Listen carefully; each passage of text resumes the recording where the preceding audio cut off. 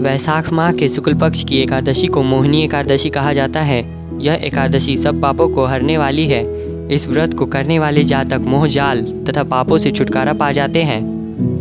मोह से छुटकारा पाने की कामना रखने वाले इंसान के लिए बहुत उत्तम है मोहिनी एकादशी का व्रत। यह कथा महर्षि वशिष्ठ ने श्री रामचंद्र जी से कही थी। एक समय श्री रामचंद्र जी बोले, हे गुरुदेव, कोई ऐसा व्रत बताइए जिससे समस्त पाप और दुख नाश हो जाए। मैंने सीता जी के वियोग में बहुत दुख भोगे हैं। महर्षि वशिष्ठ बोले, हे राम, आपने बहुत सुंदर प्रश्न किया है। आपकी बुद्धि अत्यंत शुद्ध तथा पवित्र है। यद्यपि आपका नाम स्मरण करने से ही मनुष्य पवित्र और शुद्ध हो जाता है, तो भी लोकहित में यह प्रश्न अच्छा है। वैशाख माह में जो एकादशी आती है उसका नाम मोहिनी एकादशी है। इसका व्रत करने से मनुष्य सभी पापों तथा दुखों से छूटकर मोह जाल से मुक्त हो जाता है। मैं इसकी कथा कहता हूँ, ध्यान पूर्वक सुने। सरस्वती नदी के तट पर भद्रावती नाम की एक नगरी में द्युतिमान नामक चंद्रवंशी राजा राज्य करता था। वहाँ धन्य धन से संपन्न पुण्यवान धनपाल नामक वैश्य भी रहता था।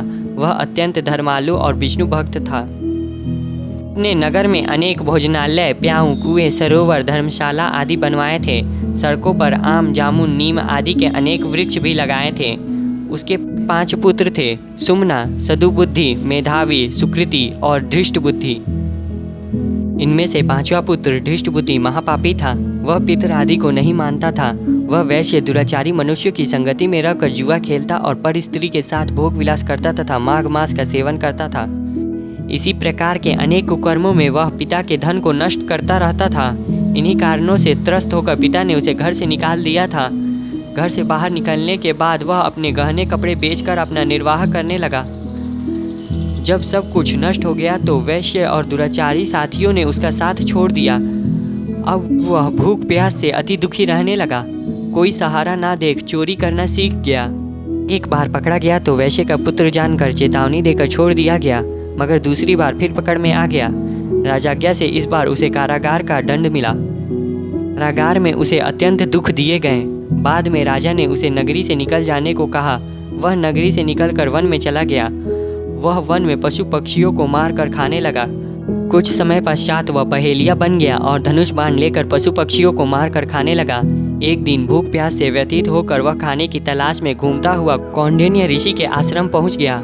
उस समय वैशाख माह था और ऋषि गंगा स्नान कर रहे थे। उनके भींगे वस्त्रों के छींटे उस पर पड़ने से उसे कुछ सद्बुद्धि प्राप्त हुई। वह कौंडिन्य मुनि से हाथ जोड़कर कहने लगा कि हे मुनि, मैंने जीवन में बहुत पाप किए हैं। आप इन पापों से छूटने का कोई साधारण बिना धन का उपाय बताएं।